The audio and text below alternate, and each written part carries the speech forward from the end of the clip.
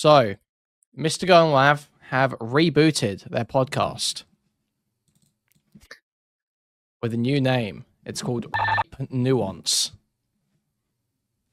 Don't know why? Well, I can't. Well, sorry. Given the topics they probably cover, I can think of a few ideas why, but I'm not sure whether the whole podcast, whether the whole series is going to be about or what the deal is going to be here. I'm really not sure. So throw some gloves on, bro. Why am I wearing a jacket? Saying there's no social stigma against exposing one. Can't you infer? Anyway, let's get into watching this. This is Nuance episode 1. Do fat people deserve to live? In this episode, I talk about the time I a Mormon guy. Max challenges me on why I'm jealous of fat people and precisely why I'm so unlikable. So great topics here. Great topics, really. I'm hoping for the best. It could be really good. It could suck. We'll see. It really could go either way. I really don't know what to expect. The others were hit and miss. So let's see. The podcast. Hello, everyone. We should actually probably name it something. Like how I said, yeah, Bug, look, I realized I fucked it up. Okay, I shouldn't have said that word immediately. That was a stupid idea. I didn't think. I just read it out. Wasn't smart. Something different. I don't know No. what we'll name it. I don't think so. No, I think that we should. I think it should be more crazy. It should be like, we should call it like padded walls or something. That's good. Are we still pretending this relationship Do you isn't wanna sexual? explain your I think they are. appearance to anyone watching who might not know you. I think this is the first podcast I'm going to put on my other social medias. I've decided this one is going to be for wider consumption. So Yeah. Let me get ready. Smith. the fuck is happening? What do you mean? You have like a man bun now? What is this era? This is bad. This doesn't look This good. is bad. This is terrible. This is good. It looks better while This it looks feels like- like you're this trying looks to like hide that you're Jewish. You don't Why have don't to they hide. just have sex? No. I look like I know karate. It is strange. There is a lot of sexual tension. It's This is like it's very difficult to watch. Very difficult to watch. direct to DVD karate star. I don't This know. is when I want to intimidate people. I do this, and when I want people to think Your mic I sounds know like the secrets shit. of- And I can hear myself. Put on headphones.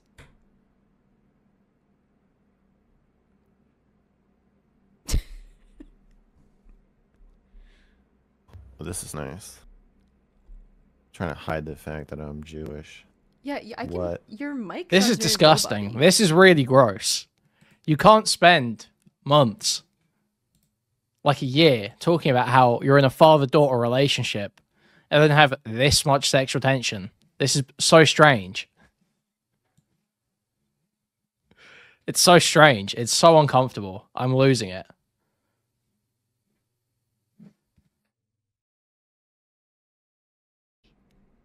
Really? Yeah. No, I lied. Come on. What sexual tension? This is flirting. What Lav is flirting with him right now. I don't know what you're... Well, don't lie. Yes, of course it sounds robot-y. Why would I say that? It still sounds bad. It sounds bad. Sounds bad. Sounds bad. Yep, it does. Like, it's very crisp, Crisp. like robot-y crisp. This is so much fun. Now this is turning into every single Kenny, one of your videos. you're scared of for your hotline daughter stream. talking to a man like this. No, dude. I'm scared of watching someone talk to someone they talk about them as their father like this. This is horrendous. To deal with technical errors for like 30 minutes. Robot-y crisp. Mr. Girl showed his PP online I bet you all seen it, you pervs. I have. I did. I watched the real doll review. I don't know what that would be.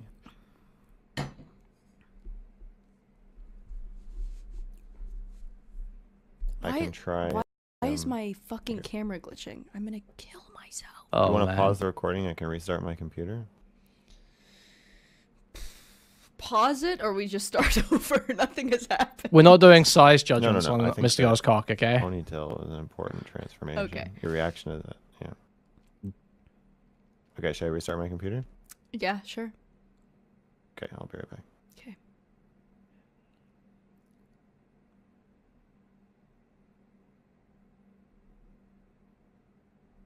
He's gone. How do you pause recording? Fucking...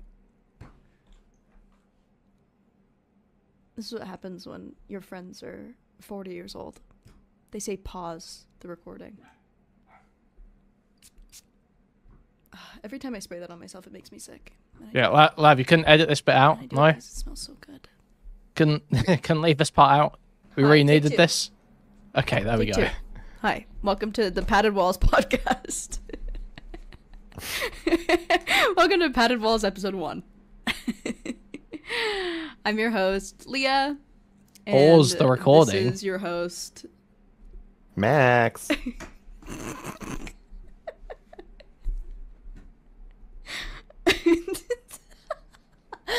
Yeah, exactly right. It's one thing to see another man's cock as part of a piece of media. It's a whole other situation if you're starting to make size and girth judgments about his cock. Now that's starting to veer into gay territory. You know, I'll happily look at another man's cock, but I'm not gonna sit here and give you a review of it. Okay. Oh, I have the giggles today. I have the giggles today. You started having the giggles earlier, and then you gave them to me. Contagious. We love being around each other. We do. Okay, let's see. Sometimes. What was I? Usually. Usually, I'd say 95%. Sometimes you don't love being around me, but you know. Yeah. But 95% of the time, I think I love being around you. Let's see. I'm having a stroke. Sorry, I'm having a stroke. I have an agenda. Oh shit. Okay. I have Yeah, things people to were talk about. critical about us not having stuff to talk about, so maybe it's good that you have an agenda. Yeah, well, people were mad last episode that I talked a lot about my anxiety. Mm-hmm. People were not happy with that. They were like, there's no frame. There's no frame. There's no list. There's no topics. It's just rambling. It's just self-masturbatory. Right. Rambling, which it was. Right. They want us to jerk them off and not ourselves. Yeah. So, like, what are we doing here? Exactly. What are we My doing hands here? are tired. What are we doing here? What are we doing here? What's changed? What are we doing here? I went on a trip. That's why we're late this week. I went on a little trip to Pennsylvania. Please, holy fuck! That's cute. Oh, I saw on your. Actually, it was before our last recording that someone said that I look like a child on your subreddit. Did you see that? Yeah. I should read it. Hold on. This is pretty good. They wrote a whole post about it. Yeah. Yeah. Do people hate Lav because she looks like a child? Some adult women look like children. Lav looks like a child. It is what it is. Do you think I look like a kid? To me, you always look like a kid. Jesus Christ. She's just a rude, mean person, and people don't like that. I feel ill. This is worse than the Smith conversation. I don't know how this is how we've had a worse conversation within the span of a week with Mr. Girl. This is crazy. I can't take this.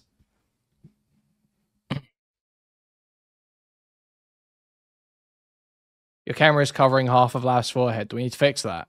Or do you want me to stay that way? What's the Like, I'm getting a lot of hate on your subreddit. Yeah. Those who hate Lav hate her because she's a dipshit. Her being cute just makes her dipshittery that. I think your reaction says more about you than them. I disagree. I really disagree. Much more annoying. I think we've all dealt with a woman that behaves the way she does. Did you hear that? No. Oh, the podcast is going to hear that. That was scary. I think we've all dealt with a woman that behaves the way she does in real life. What is going on? Use that person the way you can a random internet woman. This is, I find that a lot of people do this where they're like, I know someone just like you. I know someone just like Lav. Yeah, that's probably not true. No, you don't. You don't know anyone like me. First of all, you don't know who I am because you only see my my online performance, which I up my ego by 50% because it's interesting to watch. And also... Well, you're saying you're more boring in real life? Oh, absolutely I'm more boring in real life. Absolutely I'm more boring in real life. And also, no, you don't know anyone as cute... Okay, well, this is Postcode. But, yeah, true, fair enough. People probably just project... If someone says... Oh yeah, I know someone just like this content creator. That's probably not true. They probably don't have a fucking clue what they're talking about. Let's be real. You don't know how Lav is off camera. But by the same level, as much as she's saying, "Oh, I just up my ego by 50%," it does sort of feel as though she's trying to portray it as though she's like a complete character when she's online. I somehow doubt that. I feel like there probably is a lot. But you know, she's even acknowledging it in the words that she's saying, but it's still the presentation is as though it's completely different, but it's probably not. Beautiful. I know someone just like Kuihman. All my friends are just like Kuihman. Clever, funny. That's impossible. There's only like 3 of me of my caliber in the world. Actually, guys, on that note, there is actually a way for us to be friends, okay? And that is by you liking the stream, subscribing to the channel, buying a membership, gifting a membership, donating, buying a super chat if you can, buying merch as well. Great way to become my friend. That's on my channel. Going to discord.gg/Kuihman. That's a great place to go. Though I'm not, I'm a bit worried about telling Discord users they can be friends with me.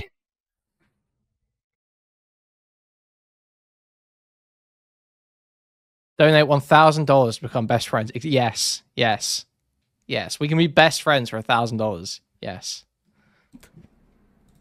So the odds that you know one, slim. But it is weird, the like self-insertion, like, oh, I've dated a girl just like you. Like, no, you fucking haven't. Yeah.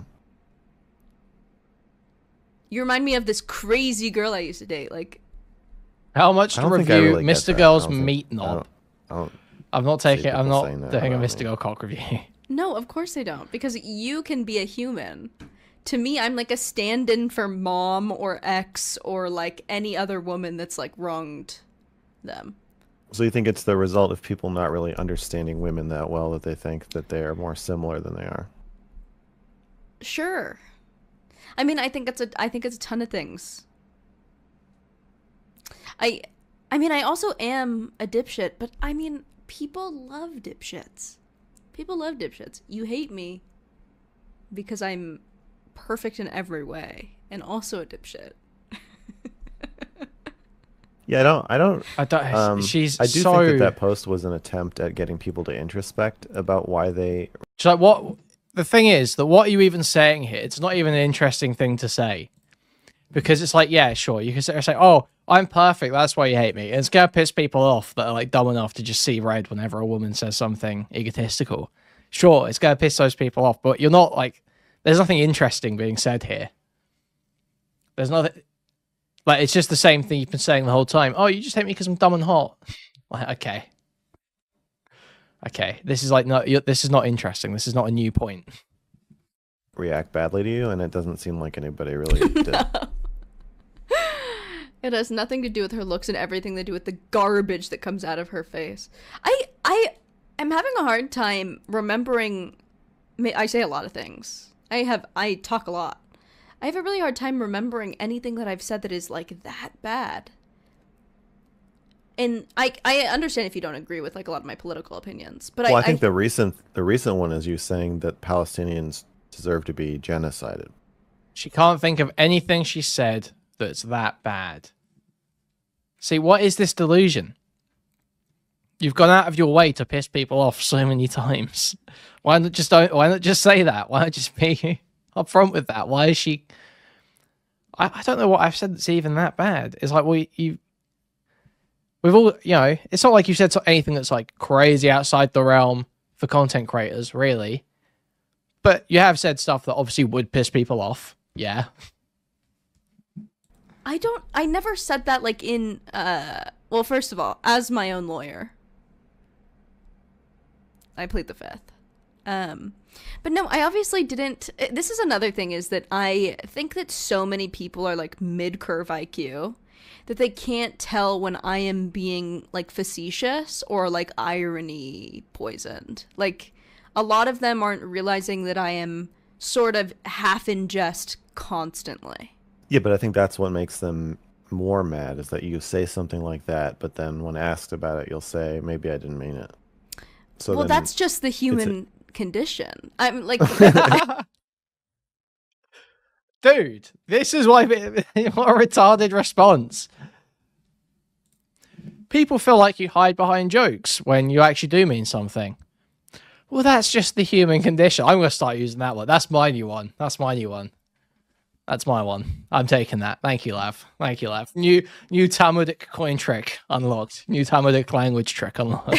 Humans get human. But it's the combination of extremely provocative stances and then backpedaling that I think makes people That's mad. Normal. That's normal for a I found a new comedian Kabbalistic to do. charm. That's normal for an influencer to do. Are you a comedian? I think to some extent I am like a person who does comedy online. Like most of my tweets are completely in jest, and a lot I'm like of a comedian, really. I'm like a stand-up comic. Has been completely jokes. Some of it. She's like Sam Hyde, really, guys. She's kind of like Sam Hyde. You just wouldn't was get serious, like a lot of the stuff with gender and feminism and stuff.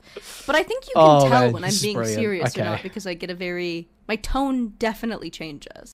Okay, it's fair for her to say this. There are definitely a lot of severely autistic people and people that see red when they see a woman that obviously, and DGGs, that obviously whenever Lav says anything, they're going to freak the fuck out. They're going to freak the fuck out. Obviously, that's what makes watching content with her in very entertaining sometimes, is because she'll get people in situations where they're freaking out and then can't really articulate why. And then she gets easy dunks on them. That is why it's entertaining a lot of the time. But yeah, this is... Well, I think there's quite a bit of overlap when you'll make a joke about something you really believe, but then it's hard to tell what you really believe. Sure, but I think that people do that naturally. Like me saying that the Palestinians deserve to be, genocided. You hate women, you have admitted. Yeah, but I hate women in a very abstract, rational way, okay? Look, as Deep said, their hair doesn't hate the fox, it simply knows the score, alright? That's how I feel about women these days. Obviously, I don't mean that literally, but... But they are asking for it. It's just the human condition. Has anyone asked what the Palestinians are wearing? Hijabs. No, but it's like, I'm not gonna, it is what it is. It is what it is. Oh, also, well, I don't have to give you the answers. If you're watching me to give you the answers. I think that's not it's the state of play. I think that I don't care what you think. You want to give people the answers because you want to be the smartest person in the room. You don't care what I think? No. Well, since we're on the podcast together, can I just say what I think anyway, even if you don't care? Like, is that cool? I will allow it. I think that I think part of what's happening is the irreverence and irresponsibility of the things you say is kind of like what makes them funny. Yeah. And then if you made it really clear, like, what you really thought, it would be way less funny. It wouldn't be funny. Yeah. So, like, I think this happens a lot. The reason that your tweets are funny is because when you see them, you know that they're going. Well, no. You know that they're going to make someone else really mad. Yes. Yes. And yes. Very true. And so, like, if I feel like I get you, Mr. Girl's cracked it. Then they never make me mad, but then I think about other people getting mad, and then I laugh because it's funny. Yeah. That's what's funny, is thinking about somebody being like, why can't she be responsible? Why is she using her platform to say people who deserve to be? That's what makes it funny. Yeah. And so those people never understand that they're the butt of the joke. They think you're making fun of Palestinians, but which I am. Yeah, you are, but you're also making fun of the viewer. You're making fun of the people who are or listening to it. Yeah, and so their demand of you is always going to be that you make them part of the in-group, so they know what's going on and everybody knows what's going on. But then that's not funny, because what's funny is introducing the confusion about what's happening. That's what makes it funny. Yeah, like my biggest tweets as of recently have been me saying that I'm in the IDF, and people going insane with that, like saying that I joined the IDF. Another one was me wearing the Star of David necklace with the American flag bikini and the blonde wig and the cowboy hat, and I said, "Would you fight Hamas for me?" A lot of people were very mad at that. I haven't had a banger in a while. Man. I've been tired. IDFC. I wanted to try. I don't freaking care. Yeah. But yeah, the craziest part is when people like go to Reddit.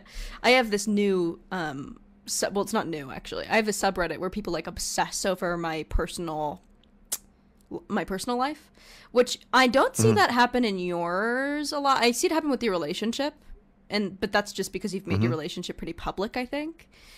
Yeah. But for me, people have been obsessed with the inner workings of my life for like years now. Like my relation, and maybe it's because. But she also has made all that public, or a lot of that public. People get bits and pieces, and then want to dig more. Obviously, you say, "Oh, my friend was fucked by her son when she was underage." People go like, "Well, when did this happen? Who was the friend? It was Paris." Like that's good. Yeah, it's the same as Mr. Girl. Because I don't put everything online, or maybe I just put like little sprinkles of it, and then they think that they can like extrapolate from there. But like people, but it's not just like you're putting like little bits, little sprinkles. Like, oh, I went to the store today. I went to Walmart today. That's not the sort of sprinkle you're putting. It's like Hassan raped my friend. It's that kind of sprinkle. It's that makes people want to look into it more. It doesn't mean that everything's justified, obviously. Obviously, you know, not everything's justified, of course. Disavow. But the reality is that if you start putting stuff like that out there, yeah, people are going to start trying to investigate further and try to find out what the full story is. Like people will constantly in the subreddit about me say like, this is why she has no friends, or like she's so deeply unlikable, this is why she has no friends, or like Connor is trying to leave her and he can't. Like people like they're writing fan fiction about me, and it is very strange. It was funny. I oscillate between There's laughing something at going it on and there. it I being don't know like what's going very on with that seriously marriage. disturbing to me. Hasn't she been like? Do they ever actually get married? Yeah, it seems disturbing. Yeah, I hate it. I hate it when people start making stuff up about me. Yeah. I'm very, and I'm also very open to like outside influence. So when people say something about me, even if I read it and it's from someone who hates me, I'm like, oh, maybe this is true. But it's never true. None of it's ever true. Like I do have friends, I just can't post with them because I say online and they want to keep their jobs. Dude. Yeah. You know what I mean? Like, Bob, could you please just take that one out if you're here right now? They're like these same people who are like trying to find my house, or like, why does she never post with their friends? Like, I wonder why. like I don't feel safe posting with my friends, especially my girlfriends. I'm pretty much. She said the N-word. She said the N-word hard R. Because women are more sensitive to that sort of thing, it seems. Well, it seems like you kind of want to prove that you have friends, but you also to some extent. Yeah, just to some extent, I'm like, I do feel like the call to it, because there's all these people who are like, you know, saying something about my life that isn't true, but also I can easily prove them wrong, but I don't. But then I'm like always going to be talking to this this peanut gallery. Like I'm always going to be responding to this peanut just gallery. Sit there shaking your head. I don't know that the ad revenue works like that. I'm going to be real, but that's terrible. That's horrible. That's really. I can't believe Lav would say that. That's fucked up. I can't believe she said that. I can't believe she said that. Start Angel on stream for a second. We need to. Come and condemn Lav. Come and say how you're happy with my condemnation of Lav. Once I start talking directly to them and answering questions, it's just going to become more invasive and more invasive. The black community has forgiven my stream for airing Lav saying the N-word, okay? And then my whole life is going to be proving to these people that I don't know that I am like likable, lovable, and like not evil, and like it's a very slippery slope. Yeah, you get sucked into that pretty easily. I do. I get sucked into it very easily. I was at breakfast the other day in Pennsylvania having like the cutest little breakfast. And I was reading, I pulled up the Reddit and Connor was like, "What are you doing? Like your face dropped." And I was like, you know, like just reading about like people who hate me. Yeah. Wait, so Connor's reading hate threads about... Is that what she just said? Oh, no. Why would you tell people that as well? Oh. Like, people who hate me. That was like Reddit. And Connor was like, "What are you doing? Like, your face dropped." Oh, okay. Sorry, Jesus. Okay. Her face dropped. She was saying it from Connor's perspective. That's what she said, Connor, not Connor said. Okay. Whew. Jesus. I thought for a second there she just said like straight up, "Oh yeah, Connor reads threads and gets really upset when he reads hate about himself." Because holy fuck, what? Okay, whoa, Jesus Christ.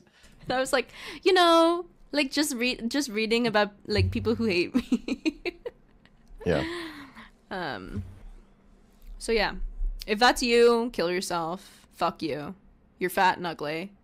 I doubt anyone hot would never do that. Anyone hot would never ever do that.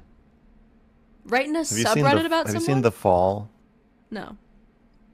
It's a TV show that I'm watching starring Gillian Anderson and Jamie Dornan. And Jamie Dornan? That's the one who's in 50 Shades of Grey and also yeah. There's a point. Yeah. What about being on stalking Reddits? Okay, so he's a serial killer. Okay. And he...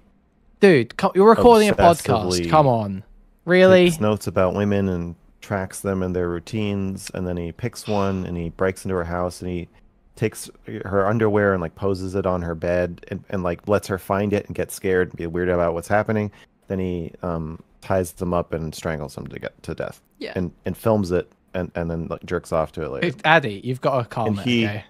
Is like he's a Jamie Dornan, you know. He's like shredded and just don't I know it? Yeah, it's just a beautiful man. Yeah. And the whole thing feels like I really like Gillian Anderson and I like him. It's engaging, but it feels like porn for women, where like it's this fantasy that the guy who's like obsessed with you and it's like can't stop thinking about you so much he wants to kill you. Yeah. Is like this like gorgeous like ripped guy. Yeah. And I know that there are. I know. I don't even know if I've ever seen a picture of Ted Bundy, but I know allegedly he was good looking. But I think for the most part, the more obsessive, stalkerish people are generally. Well, that's why people. I mean, this is like a lot of girls, especially. Stars. Yes. Yeah.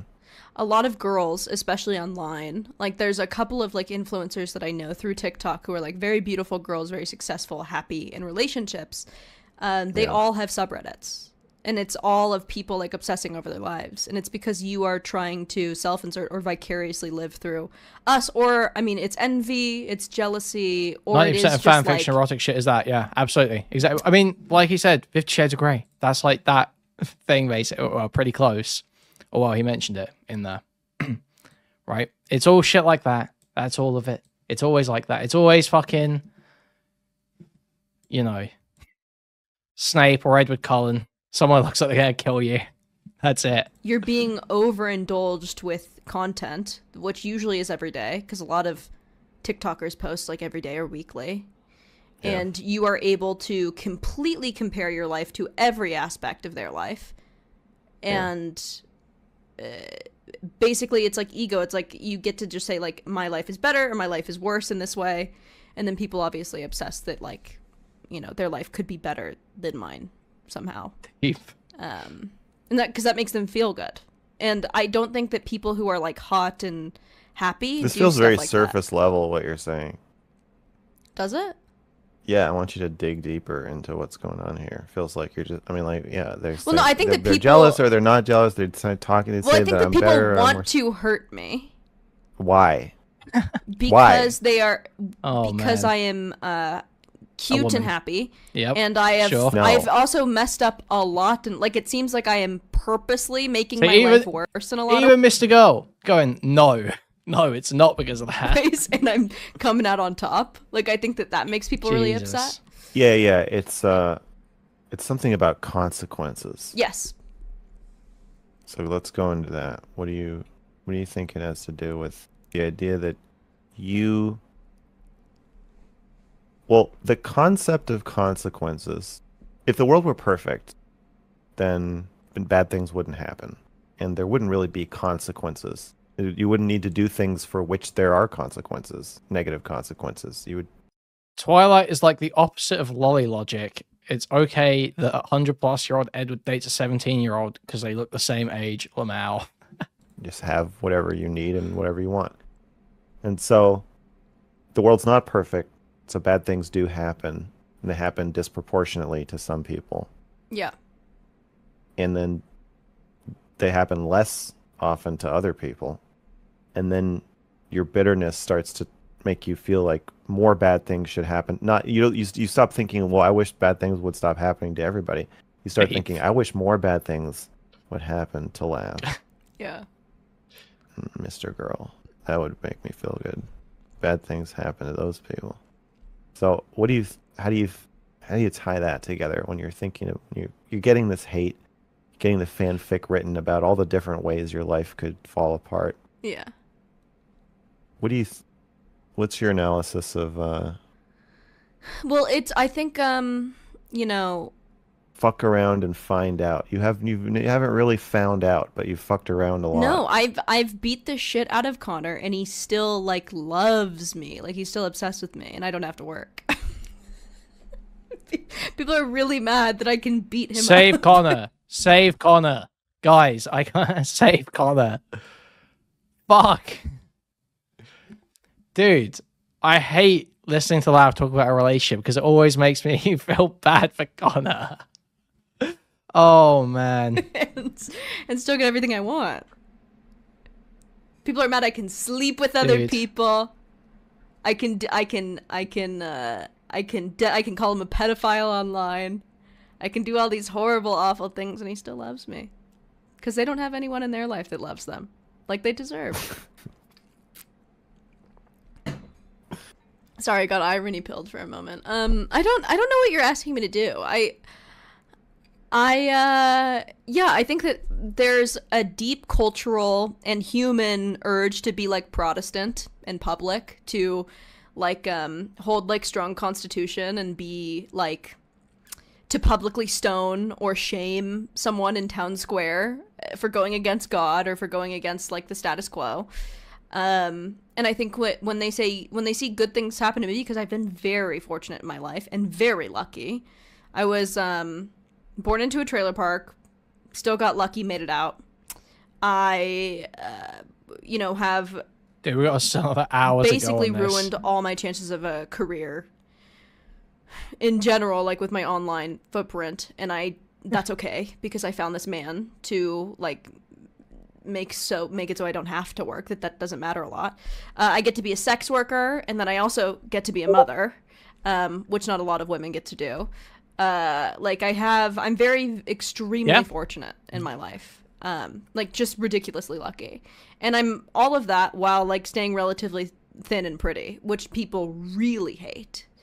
I don't know if you saw the Brandy Melville documentary that just came out. It's Brandy Hellville. The whole thing is a fucking masturbatory movie that like hates like beautiful She's skinny talking about like white women.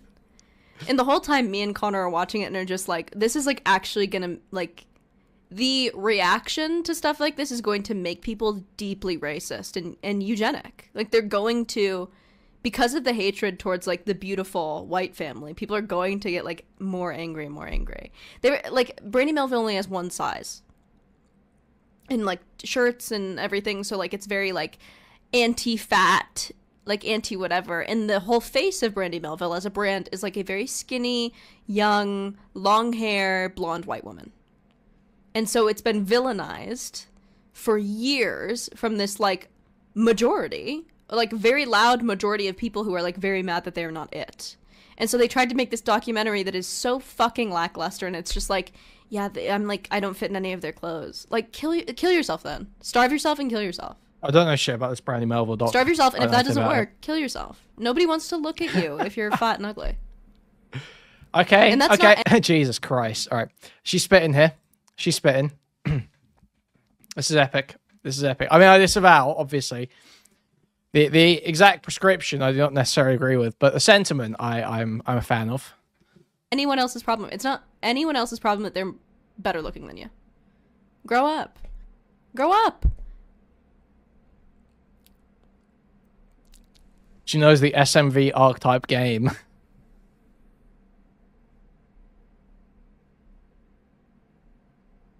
It's not about being shallow either. What are you thinking? That I'm the butt of the joke now. What do you mean? You're trying to trigger me so you can laugh at me. Trigger so other you? people can laugh. Yeah. Oh, I wasn't actually trying to do that. Well, maybe a little bit, because I know that I'm being like intentionally inflammatory.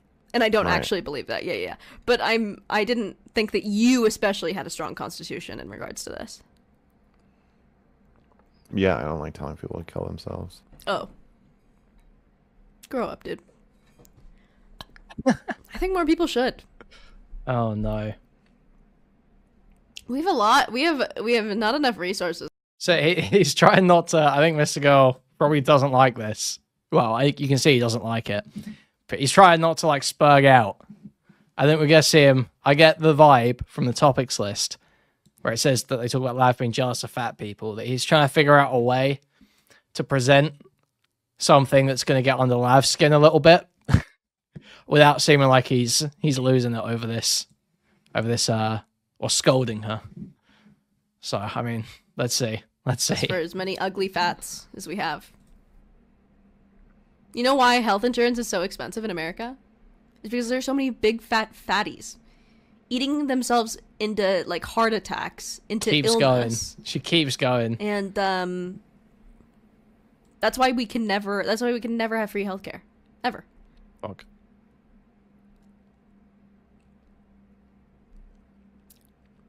Okay, but isn't this the same mindset that we were just criticizing, where you want bad things to happen to fat people? I don't want bad things to happen. I think that they should cease to exist. Because you want more for yourself. No, I'm like I love Ozempic. Do Ozempic. Do it. More people should be doing that. But you want fat people to face consequences because you want more for yourself. That's the same thing. No, I want everyone. Maybe you're jealous. I want everyone to live a eugenic lifestyle, and if they can't, you're jealous of people who allow themselves to get fat. Oh, definitely, yeah, that's true. Have you ever been fat? I would say yes, but I don't think the average person would. Okay, this is just I'm getting eating disorder projection vibes now a little bit. This is sounding like women I've known with eating disorders. That's what this is starting to come across like. To me, I've said to Connor before, like, if I ever go over 135, like, put me on suicide watch. Like, I need someone around the clock watching me at 135. So yeah, I have been 137. When I was 19, I got a bunch of refeeding weight after I hit my lowest, or not, my lowest as an adult. I was like 93 pounds or something, and then all of a sudden I started eating again, and my body couldn't handle it. So I like gained weight in the wrong places and extremely fast. And my weight's always been very fluctuating with like medications I've been on or something. I'm a short girl, so you can see the pounds. I'm only 5'1". So if I gain 5 pounds, you're going to see it. Okay, well, it doesn't sound like you, because for some fat people, it's just it's like the serial killer. Everything else melts away. Nothing matters. It's just you and like the food. Yeah. And well, I felt that the opposite way with the anorexia. Yeah, well, maybe you're jealous. I mean, I would love to be out of control. I would love to be completely out of control and not have to worry about things like having a husband or having a child or like dying early. Like, I would love to be someone who is less anxious and who cares less about that. Yeah, but some fat people get to have some fat people live to be old. They have husbands. They have kids. It is true. They don't have my life. Fat people don't have my life. There are fat people who have there are a better very life. Few fat people who have my life. I don't think that's true. There's no, it plenty is of true. Fat people, plenty of very successful, happy, rolling around and with their sandwiches, definitely and their not families and their money. Fat people, yeah. No, and I also, I mean, I'm an ascending Taurus, so I love beauty. And I think you're having trouble acknowledging your own. I think you're having trouble acknowledging your envy here. I told you that I am completely envious of someone who lives with less anxiety, who doesn't have to worry about the things that I worry about. Yeah, so this is okay. Yeah, this is eating disorder talk. Okay, this is all right. This is rough. Okay. In a parallel universe where fat people can be just as happy as me, the average fat person can be just as happy as me, but it's not true. If I was fat, I'd be on a fucking subreddit talking about some TikTok girl. That's what we're doing right now. We're not even talking about the TikTok girl. We're talking about the people who talk about us. We're the scummiest of the scum. We're lower than that. We're the bottom feeding on the bottom feeders. We're nothing. Well, we're doing a podcast about people who talk about us on a subreddit. We're talking about people we don't even know who we're talking about.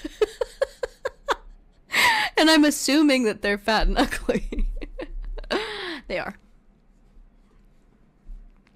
Let me say that every friend that I've had, every girlfriend that I've had who's gained a little weight, then starts to hate me. Without fail. Without fail. Our relationship completely deteriorates. No. No. Must be their fault. How do you know? Gotta be their fault. Did I... Well, consciously. Maybe it's you who is jealous of them. And I've already said this. Yes, in some ways, yes.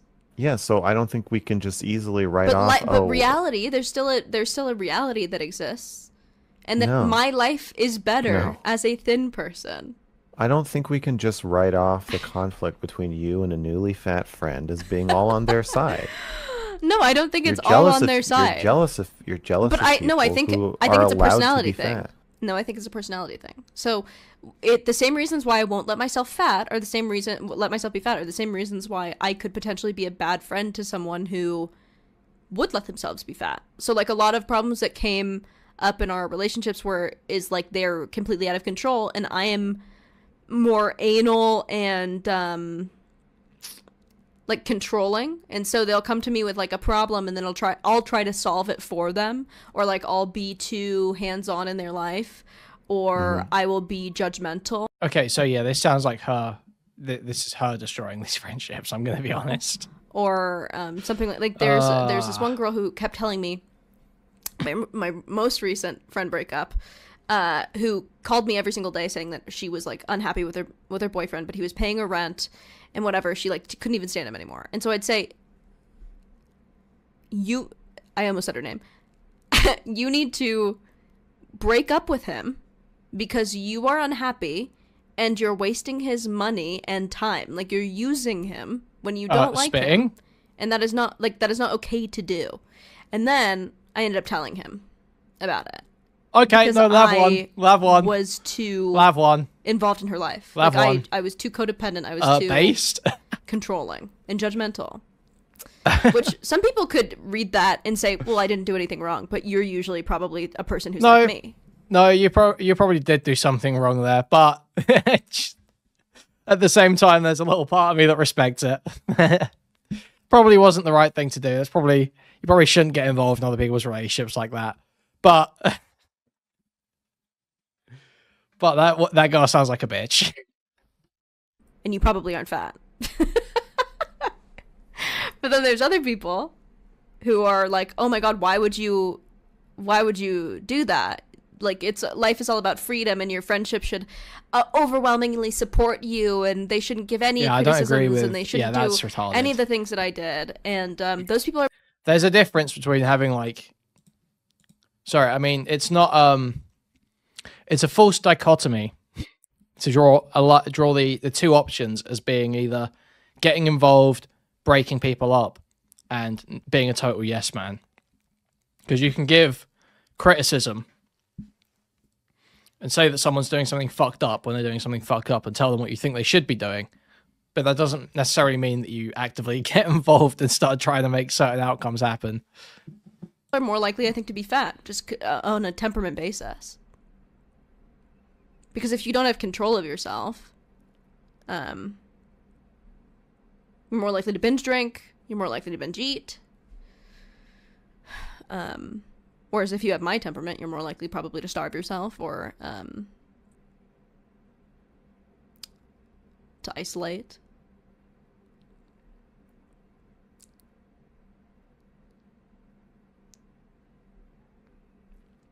But part of the fatness, why the relationship ended was the fatness. Because I also think that envy in female relationships is very.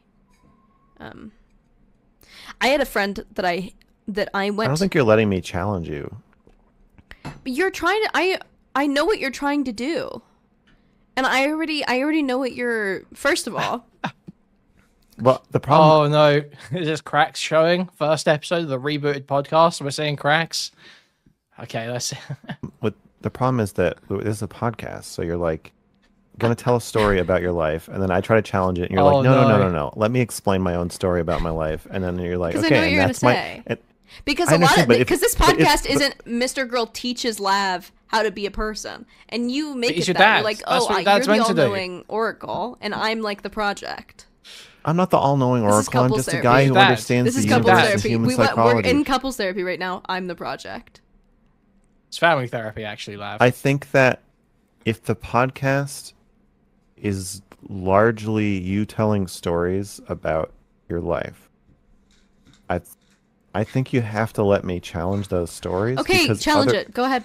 Because if you don't, but you won't believe me if I give you my answer. Like, this is another thing is like we're just gonna go green grass go around all around because you're gonna be like, because you've pushed me now multiple times. If I envy fat people, Dude, look, I told you. He's saying she's like jealous of fat people has broken it. It's gotten under her skin. It's in there. It's implanted.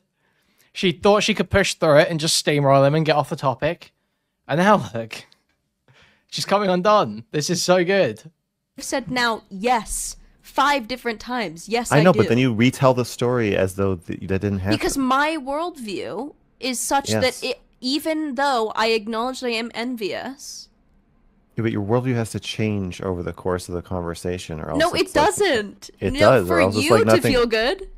No, for it to be a meaningful conversation that people so you need to teach me something. I think that one of us. This is your fucking ego, dude.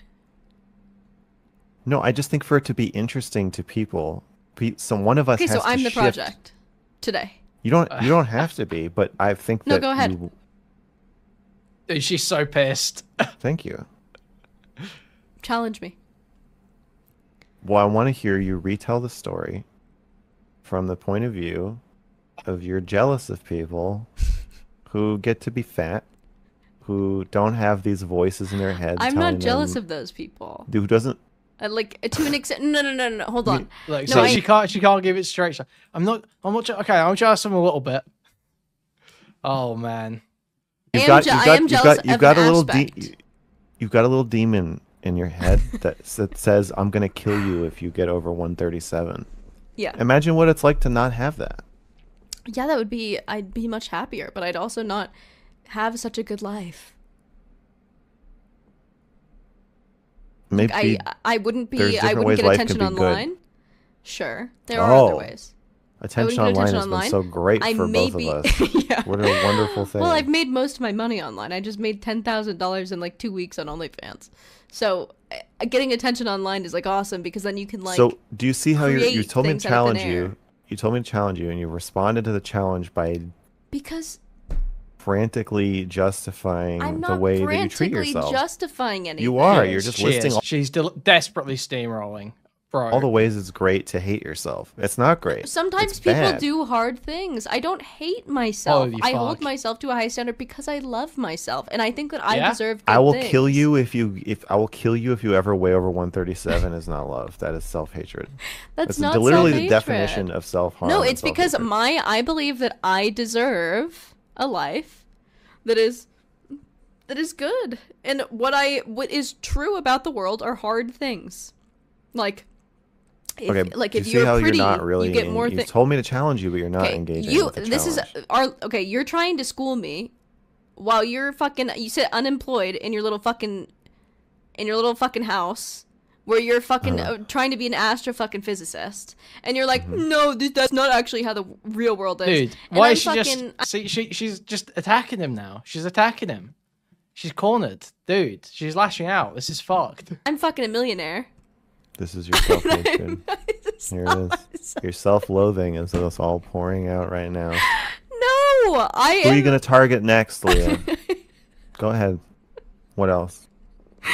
It's over. It's over. Yes, there are true things about life, and it is probably you called it a bun, but I would say the things that I like and want to do. Past bun. That's a tail. Have prerequisite classes. The degree I want has prerequisite classes. I want to be beautiful. Because who doesn't want to be beautiful? I want to be beautiful.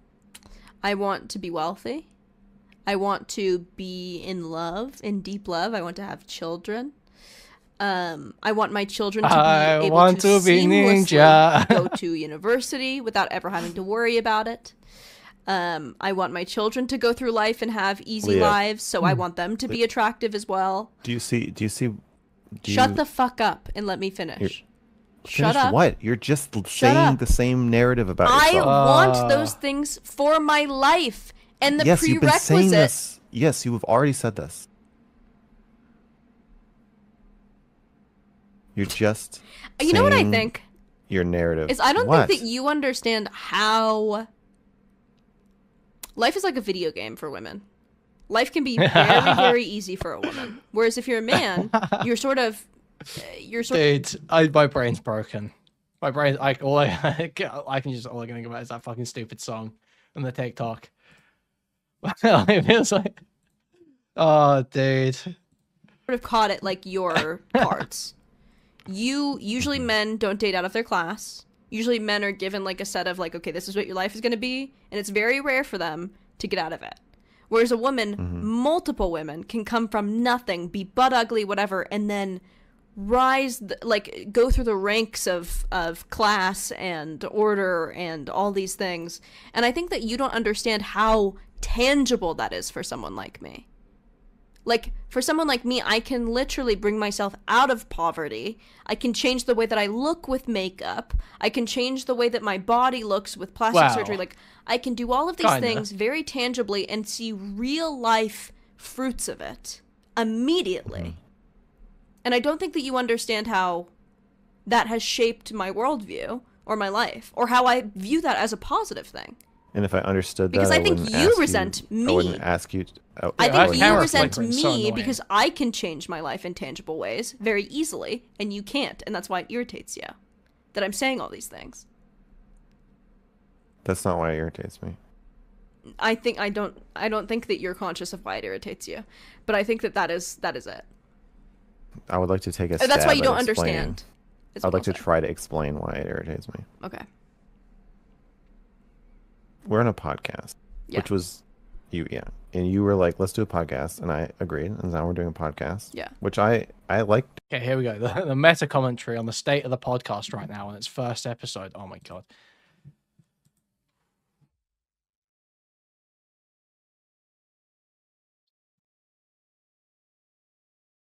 Okay, we're all good. We're fine. Doing it. I think it's a good thing that we're doing it. But we've gotten feedback about the podcast. Yeah. Which I think you took to heart, which is that we are sometimes the conversation isn't going anywhere. And okay, but to me, people say this about you all the time. You're saying that this okay. Yeah, but I say this. I said this about the last podcast. And I don't say that about Mr. Girl. So it's obviously especially bad, isn't it? Hey, no. Yeah. No. Yeah, I can relate it back to that if you want. You're like actually making me the project in problem, and I can't do it. Because people talk about this with you all the fucking time. This is good though. This is a good episode. This is Mr. Girl is showing us Mr. Girl right now, getting in her fucking head, getting her to talk about something she clearly doesn't want to be talking about in that way, or doesn't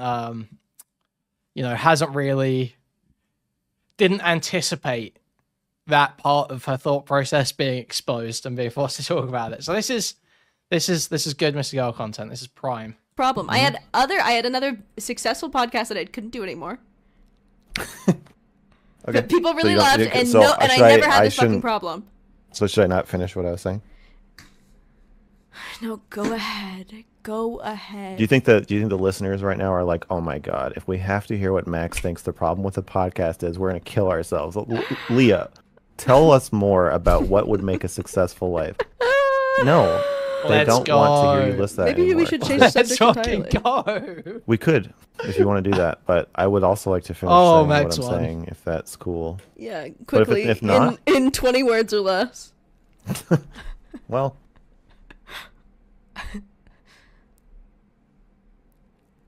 I think that what makes for an interesting conversation. Okay. Counting the seconds of silence. 10 more. When people have to think about what they're saying. Oh, okay. Okay. You have 3 words left. We should try. I think that if it's a oh god, she's so annoying. Kind of pre-rehearsed, pre-established narrative about someone's self or their idea, and this happens on my podcast. What do you want me to dive deep on? This happens on my podcast all the time, where people come in, they say, "Okay, I've thought about this, and this is what I say about it, and here's my spiel," and I just always say the same thing. And they'd say their thing, and then I say, okay, well, what if I challenge you on it? And then they don't like it. They don't like it. Let's try to get it right one more time. And if we can't, it's not because of me. It's because of your stubbornness and unwillingness to believe me. And people on your podcast. It's not because of me. So with this knowledge, we will try one more time. And if it doesn't work, we will change the subject. Go ahead. Maybe you don't ask the pressing question. Maybe you don't want to be challenged about yourself. So maybe I do. I'm asking for it. I'm literally asking for it. I'm wearing my mini skirt. I'm wearing a thong. I'm asking for it. Please. Let's cut that out. I'm suggesting that there may be a mutual jealousy of people who are comfortable with being fat and who do not have a kind of vicious, strict, authoritarian Nazi in their brain looking over their shoulder who says they're going to kill you if you aren't perfect. And so my challenge is for you to look at the story you just told about this falling out, or the story you told about the Reddit people or whatever. Yeah. And think about maybe you're jealous of them.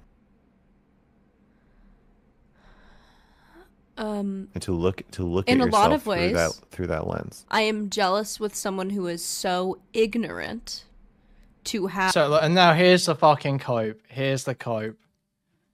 Dude, please tell me Mr. Girl digs into this a little bit. Please press past this. Holy fuck.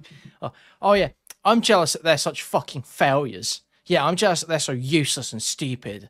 Like, no, we need to, let's have a little bit. This conversation's only interesting if she actually engages. Ow. No. Listen. Okay, you laughing. Okay, because this is real. She's feeling pressed. I am so this is real. Jealous of someone who would write on a subreddit and is ignorant to feeling mass explication of your life. Like, that is very... I wish that I could get attention without that. Without people doing that to me. And so... And also to have community, right? These people have community in hating. Thank you for the tier 1 butterflies. Also, that's us right now. She's talking about community of haters. That's us. Me. So they have created friendships and become closer through hating me. That's based. Where I am burning bridges pretty consistently online. Which hurts to some extent. Okay. Okay, she engaged with it. Okay, cool. So there's that. And also, yes, I am jealous of, and you're gonna hate this, I am jealous of people who can get fat, but because of my worldview, I think that my envy of them is I think that their envy of me is less productive. Because it doesn't change your circumstance. Whereas part of the reason why I think that writing about me in a subreddit is so deplorable, it's because you're wasting your time in becoming me, because I feel like what I have is very tangible, or is very accessible to all these people. Because I'm not some beautiful, rich, gorgeous person naturally. Like, all of these things that I have and that people don't like me for are things that I gave myself. Wow. Through hard work. And it's because I focused and never did shit like the Reddit. So that's why also I have a disgust for it. But yes, I'm also envious that those people don't have to worry about that. They don't have to worry about, they're not restless like I am. They're not anxious like I am. They're not frequently unhappy with their circumstance like I am. But I feel like I am able to achieve higher happiness than they are because of what I have access to through the pain that I've caused myself, which you believe also about yourself. Because we, as humans, think that pain makes the success more tolerable, but also juicier. So, yeah, I think that through pain I've become I've made my life better. And you don't think that, I don't know if you don't believe me or you don't think that I believe that about my life. Yeah, I'm genuinely very anxious all the time, and also a very deeply... That seemed like Lav actually engaged with the point there and did try to actually say something that wasn't just bigging herself up and shitting on everyone else. So she did engage there a little bit. I am interested to see what Mr. Girl's reading that is. That is an unhappy person. But also I think that I've had way more like exponentially happier moments because of my life. Like, for example, I don't have to work. Like, that's huge. I know, but you said this. My problem is that if the lens you're looking at your life through is one where you're doing the right thing and everything's fine, you can say that, but nobody's ever doing that. Nobody has that. But I think nobody has that. I think for the conversation to be engaging and you meaningful, are operating off of a. Okay, let him finish a fucking sentence. Holy fuck! I'm losing it. What the fuck, dude? Holy shit!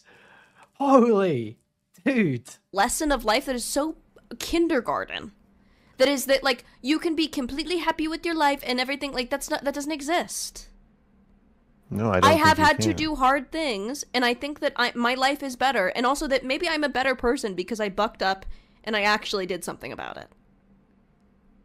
And I don't know why you feel you're trying to question that line of thought. That is a productive, that is a eugenic. He's just looking down. Look at him just looking down. He knows it's over. Productive line of thinking for society. Why am I questioning it? Hanging his head. Well, you're like. Because the podcast can't be a commercial. Okay, I guess I won't talk this episode. Okay, fine. I won't talk this episode. Fine. Your life. We didn't have to talk. We didn't have to get. It's not a commercial for my life. You have pushed me to this point where now I have to be, like I really have to talk about it. Where like I was happy to just say like half of the things in jest, but now I have to go on my soapbox and I can't be funny anymore. And I have to say, women. Well, he's fine with you not being funny, but he's trying to press down to what he thinks you actually feel, right? If you're fat and you're ugly and poor, you can change these things with just a little focus. With just a little focus. And some of you actually maybe can't. And then make yourself into hot dogs. But for the lot of you that can, do it. Because I really do believe that. But now that's not very funny. It's not funny because you can't, because you don't have a sense of humor about it. It would be if you. I think it's funny. It's not funny to other people though, because that people are hearing that and they're like, she's so like braggadocious, like she's just bragging about her like fucking life. Like this is. I don't like to be. I like to make jokes about this, but if I'm going to make jokes about how good my life is, it's going to be extremely tongue in cheek. Extremely tongue-in-cheek. I'm not going to be like I'm not really actually going to brag about my life that much, because also that's evil eye. It's not that interesting to hear people talk about how good their life is. Okay, you want to hear how bad my life is? I'm riddled and anxious constantly, and I'm constantly at the verge of killing myself because I step on the scale every morning and I hate what I see. It makes me so sick to my stomach. There's parts of there are high highs. And there are low lows, baby. And that's what we're rocking with. You're saying every time you step on the scale, you want to kill yourself? Yeah. Yeah. Is there a number that would make you not feel that way? Or that number always eludes you? When you get closer to whatever it is, it just goes lower? I don't know. Because there's other things you have to worry about. When I was 15, I weighed 79 pounds. I was very, very anorexic. This is at my intake to residential treatment. And I looked in the mirror and I like knew that I was skinny, but then I had a whole other list of things like, then my heart didn't work correctly, and my skin was pale and green, and my hair was falling out, and there were like other things. So you're never, even if you hit like your goal, you're like never actually happy. But it's like, I think I just need something to strive towards forever so that I can like keep myself on go, so I don't like give up and sputter out. Like for a long time it was an eating disorder in my teens, and then it was finding love in my adulthood, early adulthood, late teens to early adulthood, where I'm like, I need to find a husband. And then after I found a husband, I was like, okay, now what? Like, so my life is a series of like, what is the next thing? And then, but also I have really bad follow through, so it's like a ton of different things. So like I was like, oh, I want to be like a singer. Yeah, this is so unique. You do one thing and then you do another thing. Sometimes you want to do things and you say you're going to do them, but then you don't end up doing them. And then I was like, I actually don't like that very much. This is very interesting. And I was like, I want to be. Thank you, Lav. So this is exactly what Mr. Girl was talking about. This is death right now. This is content death. Like I'm gonna talk about politics, and I was like, I actually don't like that very much. But it becomes my whole life, and I'm always like, you're like that too. Yeah. It's like distractionist, so I don't have to like sit with myself and realize I'm a shell of a human being with no wants or real likes or any sort of semblance of happiness, and I'm just sort of like a propped up paper mache of a girl, with like painted words on her accolades. You feel like you're pretending to be a girl? I had gender on the roster to talk about. Yeah, but I'm to some extent. In my basal state, I am like hunched over, genderless rat at my computer playing video games. But people treat me better when I have long hair, and lashes, and you know. You pretend you're a girl. Yeah. The same way men pretend that they're men. Same way everyone pretends they're everything. Shout out Judith Butler. Yeah, but not everyone feels like they're pretending. I think a lot of women do. A lot of women definitely feel like they're pretending as they put on fake lashes in the morning. There are less instances for men to hide than there are for women. Being a woman is like this beautiful curse. It's like this beautiful opportunity and curse where you're gifted everything, but because of that, you are like trapped by it. Like of course I have the potentiality to have changed my life, but then also comes like the horrifying, like crushing feeling of like, who am I? Or like, yeah, it's constant anxiety. There's a debt. There's a debt. Yeah. Oh, I think that's part of what those Redditors are angry about, is your debt. Yeah. But dude, I'm fucking paying for it. I'm paying for everything I do, believe me. Redditors, you don't have to fucking worry. I think they think that they are my consequences. I mean, they are my consequences. They believe that they are my consequences. Yeah, they're collecting. Yeah. The debt collectors. Yeah. Based Reddit stalkers. Issuing out consequences for e-thoughts. Saying this is giving them what they want. They're anyone that's hating on Reddit, hating on live on Reddit right now, is gonna be so incentivized to carry on from that. If only they knew that I say the same things that they say to myself. If only they knew that I was self-flagellating all day, even with my success. If only they knew that I got everything I wanted and I'm still not happy. If only they knew. If only they knew. If only they knew that I still have to deal with the same highs and lows of human experience that they do. Just better because I'm prettier. Are you having a stroke? Are you in paralysis? No. The crushing feeling and debt is what men feel all the time. And with that, I'm back on OnlyFans. Yeah. Is that one of our topics for today? Yeah. Well, I also had 5 Worley asks, how do I talk to girls? But I don't think that that's appropriate right now. So that was on the agenda right now, but I decided to pull from another. Well, I always talk to girls by talking to them as though I know they're just pretending to be girls. What does sex feel like? Is this a non sequitur? No, this is a real question. Someone says, what does sex feel like? It can feel pretty different depending on who you're having it with and how you're okay, I don't know that I want to hear these two have this conversation, actually. Jesus Christ. How does it feel? For a guy or a girl? For you, for a man.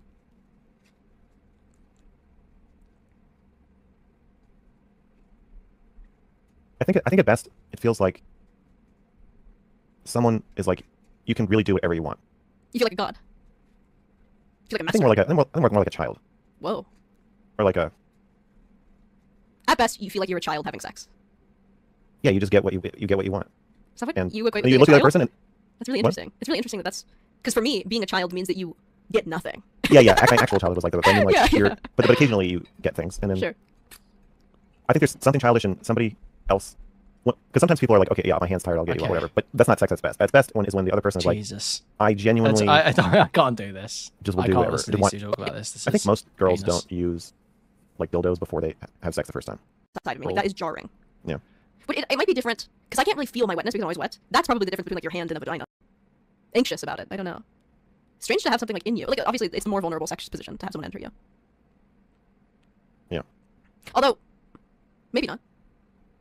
You could just frame it differently. Maybe that's a misogynistic, patriarchal way to frame it. Maybe it actually is more vulnerable to have an appendage off of your body being like given to someone, right? Like to succumb to a vagina. Could be more vulnerable. I don't know. Hey, yeah, I was listening to that. No, Bug, we're not doing that. That's gross. That was wretched. Yeah. But yeah, I think talking to women and this are related topics where there's what makes it hard to talk to women is when you start thinking of them as like a different species, but they're just the same as you. They just have vaginas, and they have the same feelings about their vaginas that you would think you'd have if you were a woman. Oh my God, I think it's still going. Like talking to them as though they. Come on, please get off this topic. But I even think that how we process emotion is very different. Okay, here we go. Maybe generally, like you are a sensitive man, but I haven't met many sensitive men like you. I think Here we go. So you think I'm more like a woman than other men? Yes.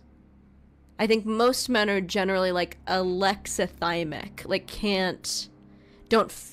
maybe not feel things as, it's not that I think that they feel things less deep. It's like it is less. This could be cultural, right? This could be cultural pushes, but they're still apparent nonetheless, even if it is just cultural and not like hereditary or genetic. Is that they don't ruminate as often, or in different ways they ruminate. Or yeah, but they could. Well, potentially. So I think that like a lot of men could, but someone like Connor couldn't. Even if you try, and I've tried to make him deeply unhappy, believe me. I've been putting in the work. Okay. But he's just not someone who ruminates and who doesn't get stuck on emotions, has a very hard time feeling sadness even for very long periods of time or like anything like that. Yeah. Like, and I think there are a lot of men who are like that. There are definitely more men who are like that than women who are like that. So I don't, whether or not it's nature or nurture beats me, but it's still real nonetheless. And there's we just don't understand each other, get each other in fundamental ways. I mean, this is true, but also like, yeah, pretty much anyone who's not totally deluded could work this out. It's only like super hardcore, like BuzzFeed lib shit feminist types that are gonna disagree with that. Which is why relationships are really hard between heterosexual couples a lot of the time. But I think that when you're starting to date somebody, you're headed towards like farting in front of each other and yeah, Date. co-creating an environment where gender norms don't apply nearly as much in modern couples. I think some couples aren't like that, but I think for the most part, when you're on your first date, I think this is ridiculous. I just think that you're libtarded. Okay, Ooh. well, can I just... Yeah, go ahead. I just want to... The libtard when you're on your first date, oh no. you can take the stringency of the gender roles there, and then 2 years into the relationship, we moved into with each other, you can expect like maybe 15% of the differentiation of sexual gender role dimorphism that was there on the first date. A lot of that is just gone. And that's probably true. I think if you know that's where you're heading, I find it easier to talk to women as though it's like, yeah, I know that you're going to pretend you're a woman and I'm going to pretend I'm a man, but if it's a date, we're really or I'm just like, souls. We're children. Souls We're just children. We're gonna turn into children if we start dating. We're gonna cry and yell and argue and say mean shit to each other that we'd never say. That's true. Yeah, and like just the immaturity. But you're still sexed and children. What? You're still sexed children. And I sexed. Yeah, but yeah, children don't conform to gender roles. Really? They do, actually, pretty immediately. Yes, you can tell. No. Gender is observed very, very young, or expression is observed very young, and we know this through like, I don't know if you probably aren't someone who believes in any sort of like evo psych, but I mean it is very, I think, very apparent. Intangible. Guys, come on, take it. Sex made sense in that context. I don't know what you're talking about. I'm 5 years into my relationship with Connor, and our relationship is extremely sexed. Even to what we find interesting and what we are interested in. And your relationship to some extent also. Like, Shaylin's very smart.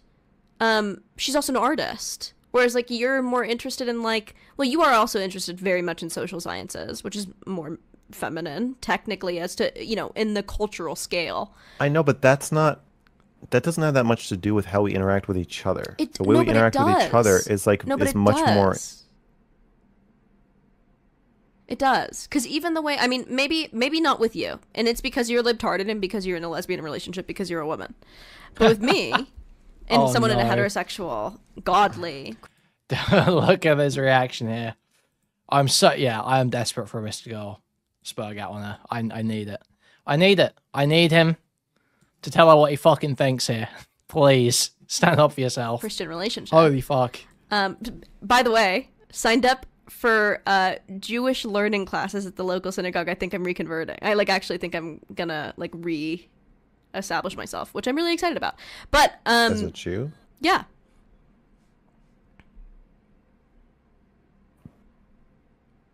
Why?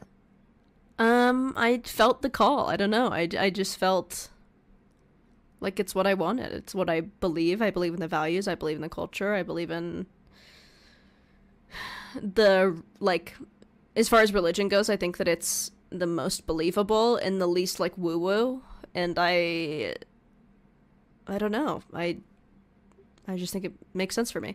And I also want my kids to have jobs. So I'm making tactical moves now to get them in Kabbalah. So they'll be Jewish. Yeah.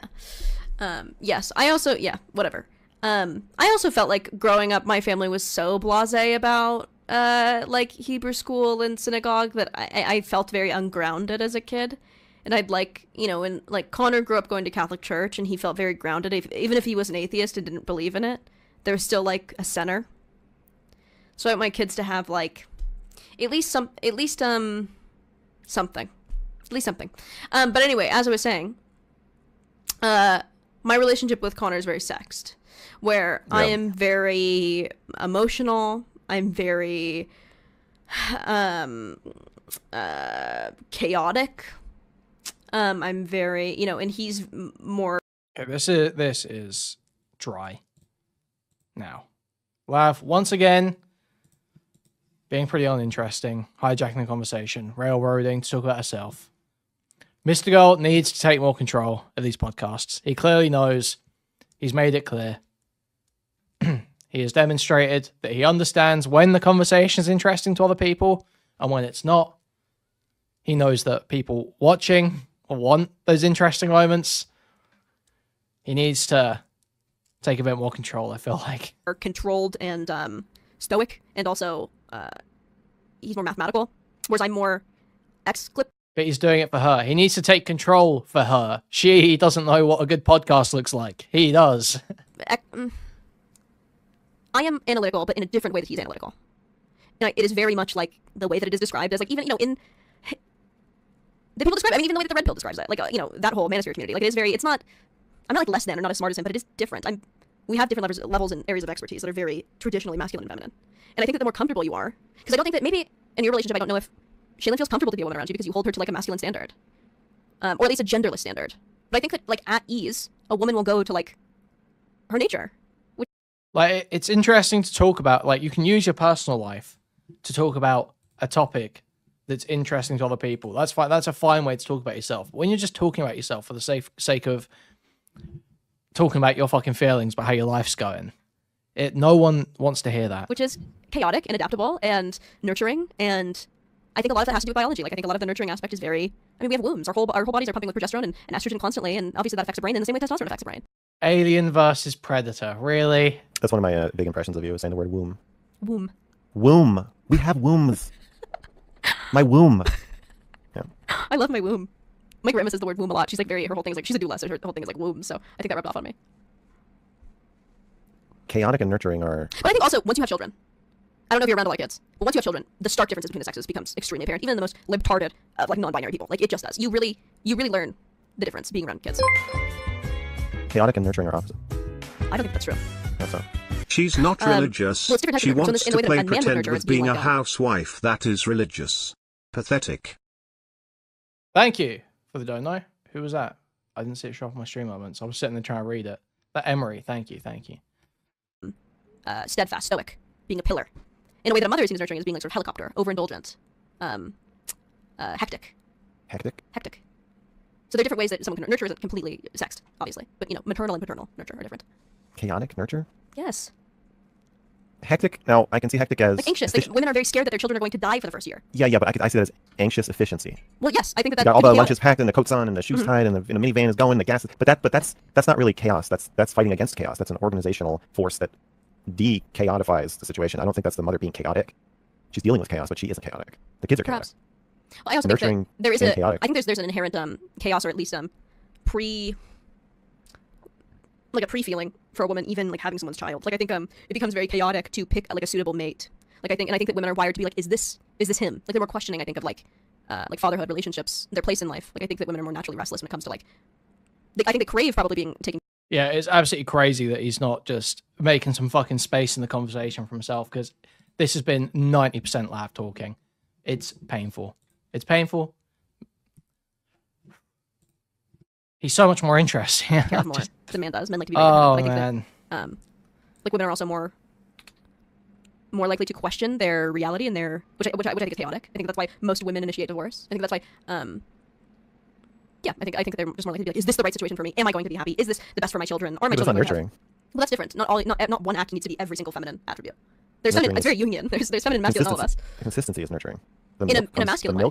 The milk comes out. No, the milk is there and it comes out. Well, no, I think that is masculine, but also women can nurture masculinely. Like we're just talking about what. You think it's masculine to breastfeed? It depends on how you breastfeed, right? If we're just using the word masculine and feminine, which really mean nothing. There's nothing more nurturing than breastfeeding. That is the epitome of. Yes, but are you? Yes, but it also like depends on how you do it. So, if you're like, so I think if you saw a picture of a woman doing like on a laptop, on a laptop, not looking at her child, and breastfeeding versus like a woman doing it on her child while breastfeeding. That's not feminine. Yeah, the first one isn't feminine. Yeah, so you can see how there are different ways to breastfeed, but it is the most feminine maternal nurture. Okay, you say he's trying not to abuse her since he decided to be a retard and play pretend dad with her, but he'll sit there and let her flirt with him for ages. This is bullshit. Yeah, this is. I mean, it is bullshit, right? Because breastfeeding is nurturing. Yes. And it's not chaotic. I don't think you can. You don't need to nurture and be chaotic at the same time. You don't need to have every single attribute of femininity with every one act. There's a lot of women who are extremely masculine. By me fighting with people or being confrontational, that's me being masculine. Most people have. I said being chaotic and nurturing are the opposite, and you argued with me. I don't think they have to be the opposite. I don't think that you need to be both of them at once.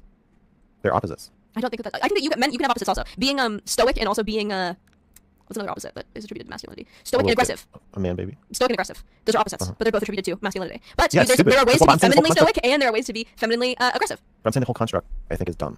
Yeah, well, I agree with you to some extent, but to some extent there's reality. Then we are just going to go into like Lacanian theory where we're talking about like, is there a truth? Is there a reality? We just use words to describe what could be true but could be not true. And I know this all goes back to my advice for this person who asked how to talk to women. I assume it's a guy. Yeah. Is to just talk to them like they're men. I don't think you should do that. Talk to them like they're men who just got turned into women overnight. Freaky Friday. No, I don't think you should do that. I think that if you want to talk to women, you are very complimentary. You treat her like she's a little shining pearl in an oyster that you just found that you can't believe she's even looking at you. No. That's going to work. Work? What's the goal? Rape. This is get inside and plant your seed. You said rape? Yeah. So don't talk at all. It's only going to make it harder for you to rape somebody if you talk to them first. You think so? Not to Jamie Dorman. What's his name? Jamie Dorman? Jamie Dornan? He's a sadist. A lot of rapists are sadists. So a lot of rapists are friends with the people that they rape. So I don't know if you're exactly right. I guess if you're friends with them, you can convince them that it wasn't rape. Yeah, or they'll just convince themselves. So I think I'll probably do that for you. Yeah, most very based. Very based. Have you been raped? No. I gotta be honest, not too bad. Yeah, I wouldn't recommend, but it's not the worst thing. Yeah, it's very weird when people say that it's worse than murder. Yeah, it's a huge virtue signal. Virtue signal. I guess they're saying that pain is worse than nothingness, also, which I don't think is true. I don't think a little pain is worse than complete nothingness. We had this conversation a few weeks ago, didn't we? Didn't we have a what's worse, rape or murder argument on stream the other week? Wasn't I?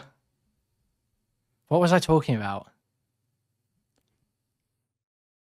I was talking about something. I was like, wow, they show this guy doing everything, but he doesn't rape anyone. I can't remember what it was. I was saying some character a piece of...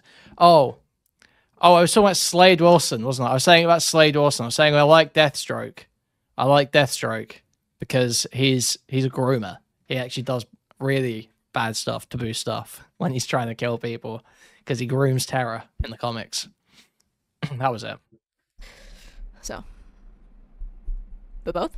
The combo, a BOGO sale? It's pretty bad. I can imagine. But I think the murder's doing a lot of the work in the 2-for-1.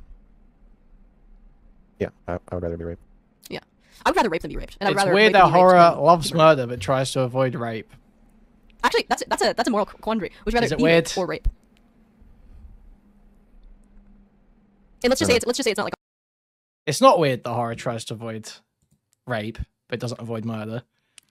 It's just not for the reason why everyone's going to tell you. A hardcore, like, gun to the head rape. Like, let's say I would probably rather be raped. I think that I would be more haunted by having raped. I feel like I could get over being raped. I don't know if I could get over raping somebody. Haven't you raped someone before? Isn't that your whole thing, Mr. Rape? That's what they say. I wouldn't really agree that I did, though. Almost any fake rape scene is probably going to come off more pornographic than horrifying. That's the reality. That's probably the reality. It's just not gonna... It's not gonna have the effect that they want it to have, I don't think. Like, I think rape is not just an act. It's For also the viewers duration. listening who haven't heard this story, will you give a brief synopsis? Japanese woman on a Tinder date. I said, I won't have sex with you. I'll only jack off in front of you. And she No, said, okay, fine, that's just true. I'm just spitting. I'm sorry. I'm just spitting. I was like, all right, fine, you can say for you, it's cool. not true. Stripped down, it's just spit. I'm just spitting. Foreplay, making out, everything. She was on top of me with her vagina lined up at my glands. I started to push her down, and she said, I'm not ready. So I do more. Yeah, exactly. Okay, you guys are bringing up examples of where it's done well. Yes, obviously. I didn't say there's no way to make a rape scene horrifying. I'm just saying that generally, when these things get done, that's the way they end up coming off. You have to do a rape scene. It's the same in Berserk. People argue about that, right? Or that one guy argues about that. A bunch of you were saying, oh, no, the rape scene's so horrifying. That guy's like, it's like porn. Because that's how it comes off a lot of the time. That is how it comes off a lot of the time. Foreplay and blah, blah, blah. And she seemed like she was ready. I'm not ready? Yeah, she said, I'm not ready. To say. Yeah, so then she got, I put her back on. No. Oh. Well, yeah, she did have an accent. Okay, so there's... She spoke, I think she spoke perfect English, but she did have an accent. Okay. She gets back on top, and she says, I'm not ready again, but she's like looking at me, and she's like, I'm not ready. And I was like, okay. I was thinking, it seems like you want me to just push you down. Like, oh, I can't resist. But even though I was like earlier, I was like, I don't even know if I want to. I was like, whatever, I'll have sex with you. Okay, fine, I can't resist you.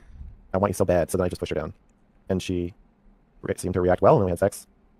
And then everything's really normal afterward. And there people are saying that's rape. So I would say if I started pushing her down, she was like, what are you doing? Like, stop, no. Or like pushed away or anything, then I kept doing it, then yeah, that'd be rape. But I think rolling the dice and then seeing how the person reacts is might be irresponsible. I would call it rape, though. I raped someone. Oh, yeah? I raped someone. It was this Mormon guy. He was 27. I was 19.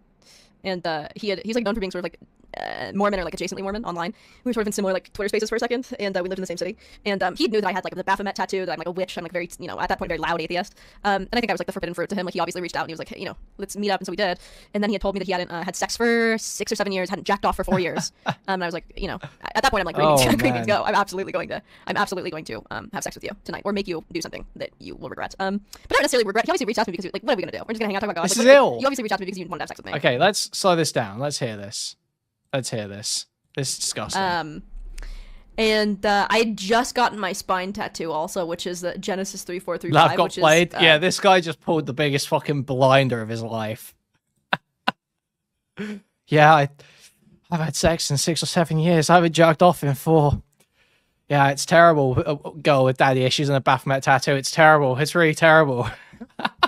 The snake tempting Eve with the apple, and he saw like he was very much. So he opens up Twitter, DMing the next one. He knew, and I 6 or 7 years. It's terrible. So there's that. There's like the context before where I'm like, okay, this is probably okay. But then as we were like kissing and making out, we were like dry humping, and we dry humped to the extent where he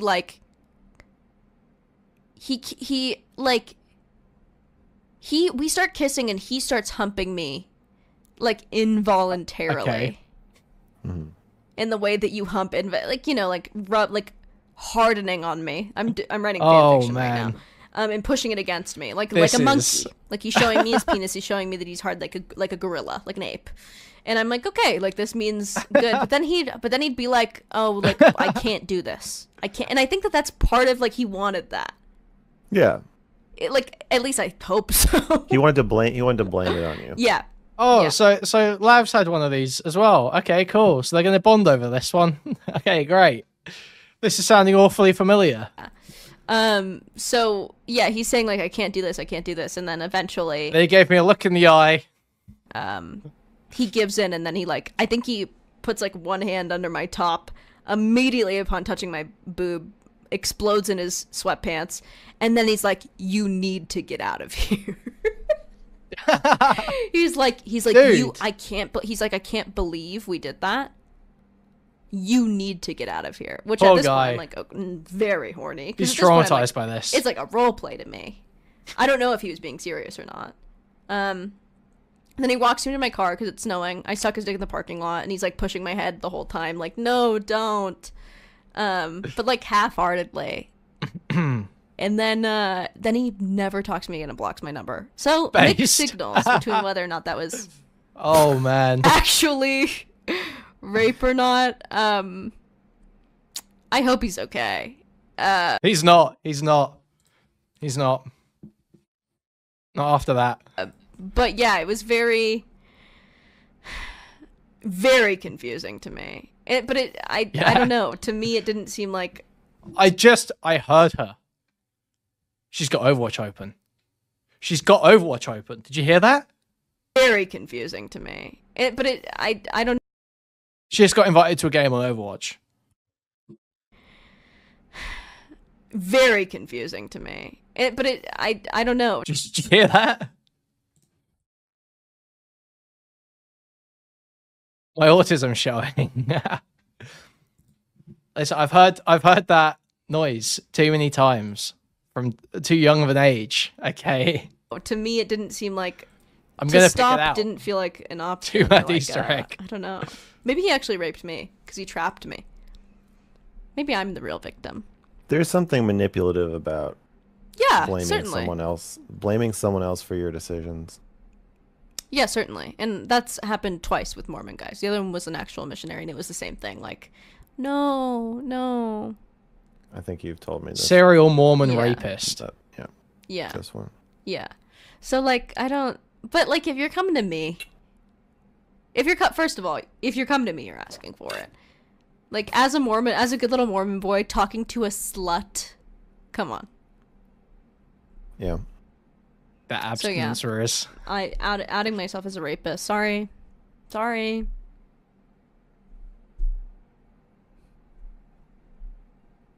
Grow up. Crazy thing that Kuihman was 10 years old when Overwatch came I don't know. out. I think definitionally, like, it is, but I like. There's just more. There's just nuance. There's just rape nuance. That should be the name of our podcast. Rape nuance.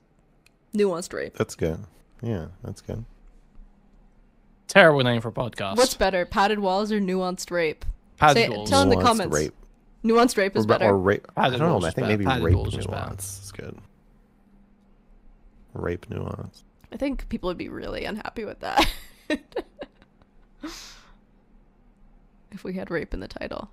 It's just one of those titles. But you gotta. It's like one of those titles you gotta click on. You're like, okay, Yeah. what's fine? Like, I don't know who either of these people are. What's rape nuance? So it's a very easy way to get deboosted on like every social media. And that's the platform. ironic part. You know what it is. But that's Mr. Girl's game. Exactly what it means. Yeah, maybe we should rape nuance.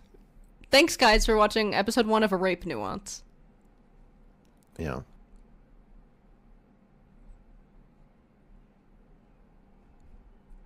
Are you happy with today's episode? He shouldn't be. Yeah, I just think we have to figure out the amount of talking time dynamics where I feel like I have to kind of push you to be challenged on when you're talking about yourself. You have ascended to a level of mental health, and Smith, I agree with you to like a pretty large extent. However, it's just to say that about having rape in the title. You don't need rape in the title. It's totally unnecessary. There's ways to make an interesting title, like rape. More than anything, it's just cheap. It's easy. Just put rape in the title. It's cheap. So, like, yeah, I agree with you broadly. But having stuff like titles with rape being deboosted, this isn't the end of the world. And you can probably play that game and figure out a way to navigate that. It's more if the real content, the actual meat of it, is getting deboosted and cocked. That's a problem. Self reflection that you're trying to kickstart in me. Do you see how fucking annoying you are? Like, and then in your worldview, you really are like, you just need to be more open. And I'm just like, dude, you're like retarded. Mm-hmm. Maybe that is the dynamic. Like, so it just feels. None of us are gonna change. You've got to let him fucking speak, at least. That's the thing, right? She can think it's all retarded, but more people are probably watching it to hear what Mr. Girl's got to say than what Lav's got to say. So if you could just take a moment, shut up for a second when he's got something to talk about, that'd be great. That'd be amazing. I would love this podcast so much more. Yeah. None of us. It feels neither. It feels when you're talking about how great everything is, it feels like you're showing people your vacation pictures. And I'm like, people don't want to hear about that. They want to hear about how you got food poisoning.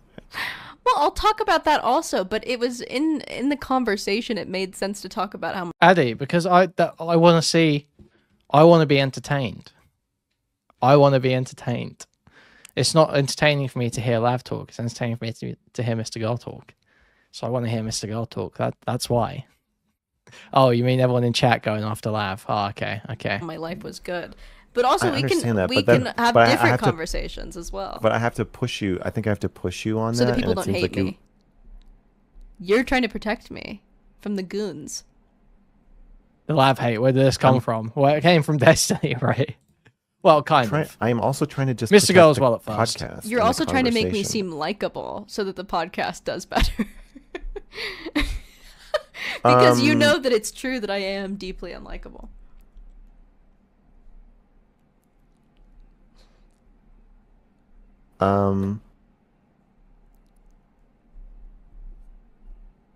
It comes from her actions for sure, but it's because of her appearances on Destiny's stream, right? And he kept her coming back. He kept bringing her on because she was like that, right? That's kind of part of the argument for the abusive dynamic of streaming and content, right? Is that she couldn't, no one without like watching this content for years and really understanding it and knowing all the communities and shit like that can really truly give a informed consent to going on a stream and being made into a Destiny lolcow pinata. And so her, you know, that's like Destiny putting her in that position, allowing her to step into that position is the abusive dynamic, right? Deeply unpopular. Plus using it for I don't yeah, I'm sex. probably trying to protect you at the same time. But I also feel like I'm pushing your boundaries, which I don't want to do. But then at the same time I'm like we got to put on a show for these people. We have to have an interesting conversation. And like I don't see any role just there choose for the right me. battles. Pick your battles. You're dying on like the stupidest fucking hills. No, I think getting you to admit that you're jealous of fat people is actually really interesting. That there's an inherent self-acceptance. I did admit it, and then you were like, "But you're saying like, ask me more clarifying questions at that point, like steer the conversation in a helpful way." I already know everything that you're thinking and feeling. Why would I ask you a question? Okay, but that's a lot of this podcast is both of us doing that with each other, and then the audience is not privy. Yeah, but I don't. I just like you have to get more on board with like being challenged about what you're saying about yourself. True. I'm also, you have to understand that I'm also scared to get too vulnerable in public. Yeah, okay, so now this is the real reason, okay? She doesn't want to, she's trying to shut those conversations down because she doesn't want to give the bit of vulnerability where she's like, actually, I am a little bit jealous of the fat Reddit nerds hating on me, in a way. Actually, I do kind of get what you're saying, Mr. Girl, because then that feels like she's ceding to them. That feels like they're winning, that she's giving up and losing. That's what it feels more like. So at least she's, you know, by the end of it, coming around admitting that. Because of what they'll do to me. I totally understand that, but then you might want to just stay away from certain topics because true. If you're going to talk about like your feelings about your body and other people's bodies, I don't think there's a way for that to be interesting and not vulnerable. I feel like at that point maybe we just shouldn't talk about it. We should have definitely changed the subject earlier. Okay. What was this? One, what you're saying, the worst part was Destiny trying to offload the blame onto his audience. Everybody loved Lav content. No wigger. You loved loved having Lav on. Everybody hated Lav from the jump. Yes, but you can't listen to what audiences say. You have to listen to what they do. And when Lav was on, viewers went up. When Lav was being berated, viewers went up. When Lav was insulting someone viciously, viewers went up. The engagement was up. People wanted to see it. People post about it, talk about it. It spread. There was a Philip DeFranco story about Lav accusing Hassan of rape. So as much as, yeah, people hated Lav and were hating on Lav, that they did want that content. That is what they wanted to see.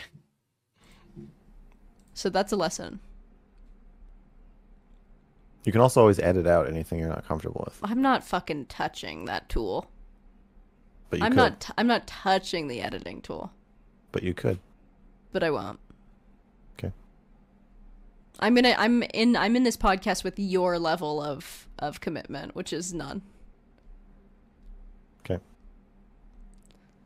This is a competition of who can care. If you gotta ask Addy what he likes about Lav, you haven't followed his archetype spiel. Exactly. You need to read up on gangland archetype theories. At least. Otherwise, it doesn't make sense. You show up disheveled. Unslept. I put my hair in a pony. I never sleep. with technical error. You wake up and you... Kuihman doesn't like Lav. He helped Sick make the Lav takedown. Yeah, but I also gave Lav the video of Sick admitting to molesting his sister. Listen, it's not...